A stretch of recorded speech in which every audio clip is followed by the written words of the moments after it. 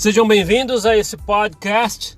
Vamos falar um pouquinho sobre o lado ruim da missão da Igreja Mórmon.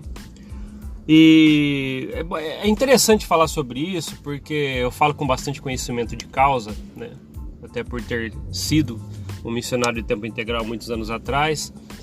Mas o que a gente pode falar, né? Você cresce em um ambiente em que você vai sendo moldado pelas pessoas à sua volta, pelo que você está vendo, o que as pessoas falam.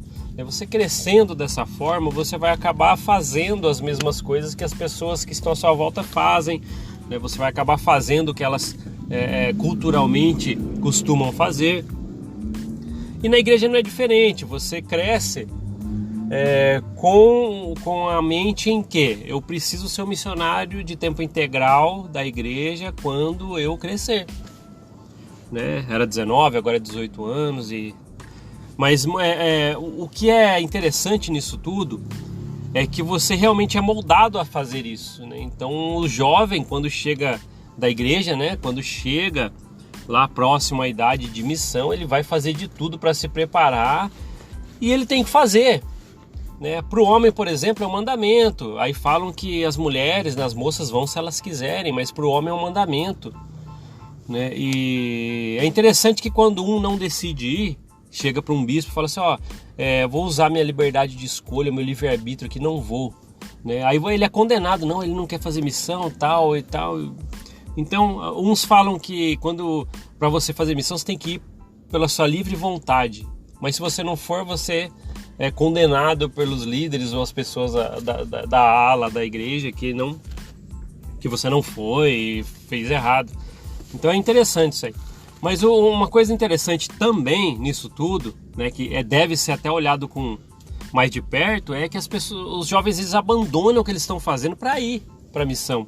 Muitos deles estão começando faculdade ou vão começar, então eles param 2 anos da vida deles, eles param, estacionam tudo, vão lá e trabalham para a igreja.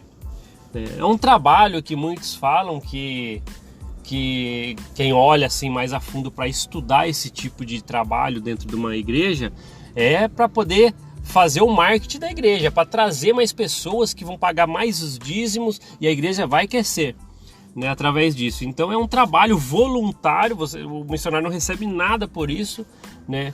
E alguns caem na real, só que eles estão intimidados pela cultura, né? Vamos supor que eles não vão, um jovem que cresceu lá, que faz a primária, que faz o seminário, tal, e chega lá e ele não vai.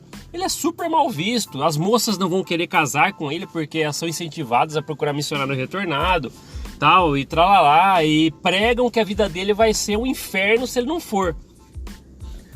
E então é complicado. Então às vezes ele cai na real, poxa, é melhor não ir, eu tenho 2 anos para estudar, tal, eu começo, ou tenho uma proposta de trabalho e eu vou parar 2 anos e não vou, tal, e às vezes ele fica naquela incógnita, né, e ele acaba cedendo e vai para a missão, né? E às vezes volta, aí ele vê que realmente o mundo é hostil, né? Ele fala, olha o tempo que eu perdi, e a igreja não paga nada para ele, né? Literalmente ele vai pelas bênçãos que ele vai pegar depois. Mas muitos que acompanham essa história de perto já vê que a igreja ela utiliza o trabalho missionário para um puro marketing, para trazer mais pessoas para a igreja, mais famílias, para que aumente o número de membros e para que aumente o faturamento da igreja através do dízimo. Eles batizam pessoas que vão pagar o dízimo depois. Então esse é um dos motivos, né? E a igreja realmente ela não mede esforço para fazer isso. E quando um missionário de tempo integral ele volta, às vezes ele cai na real, né? Às vezes ele não tem uma família bancando ele por trás, então ele estacionou 2 anos, ele volta e para ele engrenar de novo em trabalho, escola, né? Aí é um parto para ele fazer isso, né? Então às vezes judia muito do jovem, né? Que cai na real e fala, peraí, o que eu tenho que fazer?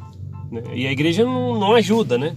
Ela fala que ela tem o fundo perpétuo, que é aquele programa de ajudar os jovens a estudar, mas é uma burocracia imensa que quase ninguém consegue fazer se não tiver um grande apoio quando ele volta da missão. Aí ele acaba desamparado, E por isso que, por exemplo, existem pessoas de 40 anos, né, que viveram 30 anos na igreja, estão desde criança, fizeram missão e hoje estão vendo o quanto que perdeu e ficam revoltados com isso e abandonam a igreja. Aí são chamados de apóstatas, mas não vê tudo que ele fez para a igreja, inclusive doou 2 anos para estar lá trabalhando para a igreja. Né? Então a missão de tempo integral, quando a gente olha os jovens lá, é um trabalho bonito de se fazer, mas ninguém vê o preço a ser pago por aqueles jovens, né? E o que eles podem colher depois, ou seja, pode não colher porque abandonaram algumas coisas como trabalho, escola, né? E não deixaram que eles escolhessem por eles foram pela cultura, eles foram pelo ambiente que os criou daquela forma. Tem que ser um missionário quando ter crescido. Tanto é que existem aqueles testemunhos já prontos que eles colocam na boca das crianças na primária, quando está na igreja, já são pequenininhos. Quando eu crescer, eu quero ser um missionário de tempo integral. Então ele já cresce até falando isso, né? Colocando no seu subconsciente que ele tem que fazer, né? Então é um trabalho, sim, que eles quase obrigam os jovens a fazer. E se eles não fazem, eles são mal vistos, eles não vão querer. É dito como que ele é fubeca, né? Que é a gíria para, entre aspas, vagabundo, né? Que não quer trabalhar na obra da igreja. Então essa é a outra face da missão da Igreja Mormon. Beleza, galera? Obrigado por ouvir esse podcast, né? Compartilhem, curtem, comentem e a gente se fala na próxima.